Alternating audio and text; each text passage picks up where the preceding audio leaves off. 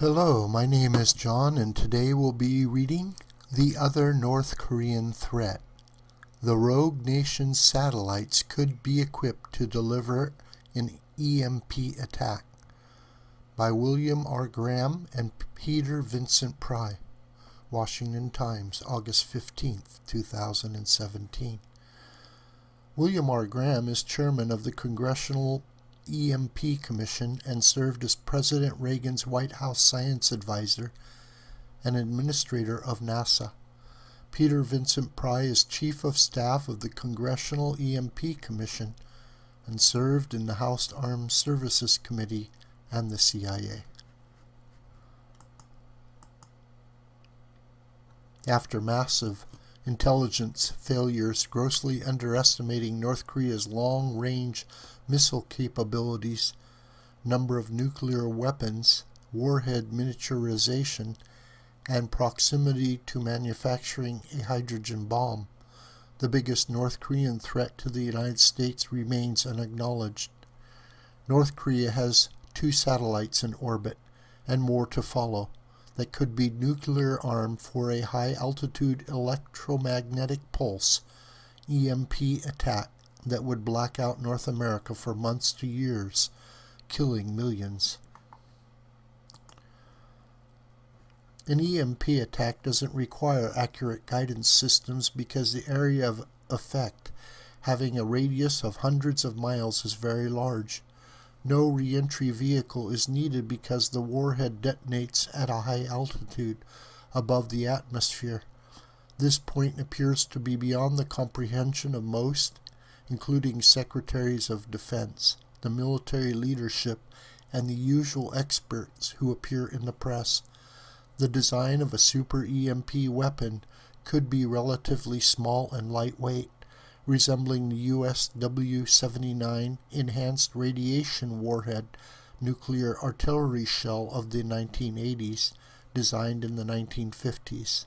Such a device could fit inside North Korea's Kwangbyongsong 3 KMS-3 and Kwangbyongsong 4 KMS-4 satellites and pose a potential EM threat, P threat to every nation on Earth.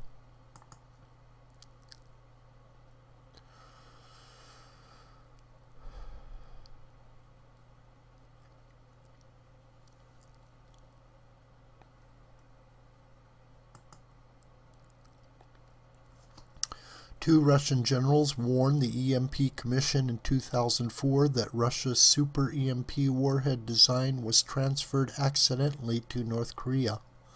North Korea's KMS-3 and KMS-4 satellites were launched to the south on polar trajectories and passed over the United States on their first orbit.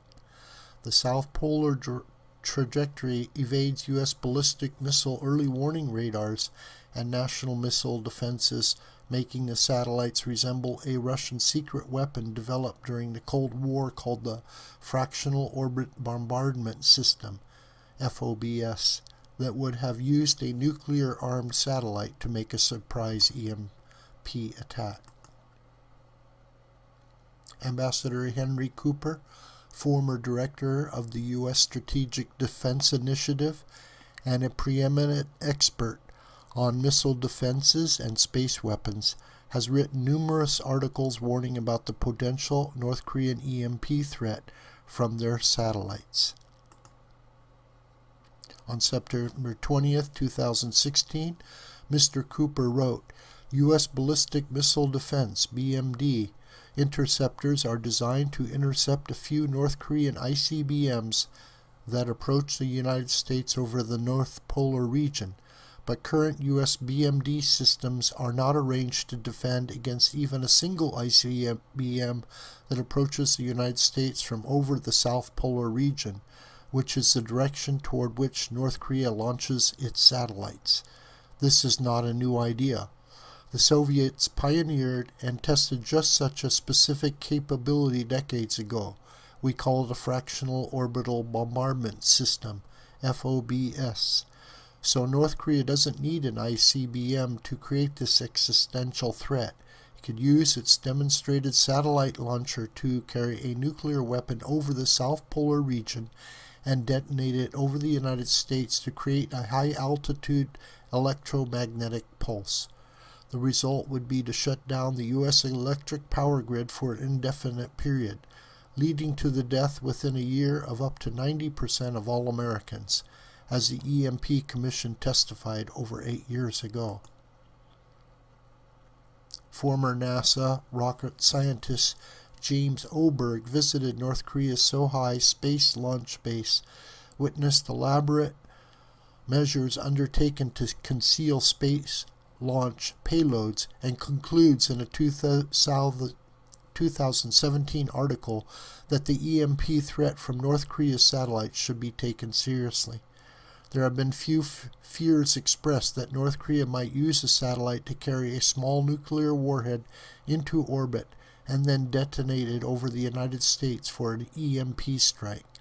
These concerns seem extreme and require an astronomical scale of irrationality on the part of the regime. The most frightening aspect I've come to realize is that exactly such a scale of insanity is now evident in the rest of their space program. That doomsday scenario, it now seems, is plausible enough to compel the United States to take active measures to ensure that no North Korean satellite, unless thoroughly inspected before launch, be allowed to reach orbit and ever overfly the United States. Kim Jong-un has threatened to reduce the United States to ashes with nuclear thunderbolts and to retaliate for U.S. diplomatic and military pressure by ordering officials and scientists to complete preparations for a satellite launch as soon as possible amid the enemy's harsh sanctions and moves to stifle the North. The North Korean press asserts readiness for any form of war, including their satellite, with strengthening of the nuclear deterrent and legitimate artificial satellite launch, which are our fair and square self-defensive choice. Moreover, the nuclear weapons we possess are precisely the country's sovereignty, right to live, and dignity. Our satellite that cleaves through space is the proud sign that unfolds the future of the most powerful state in the world.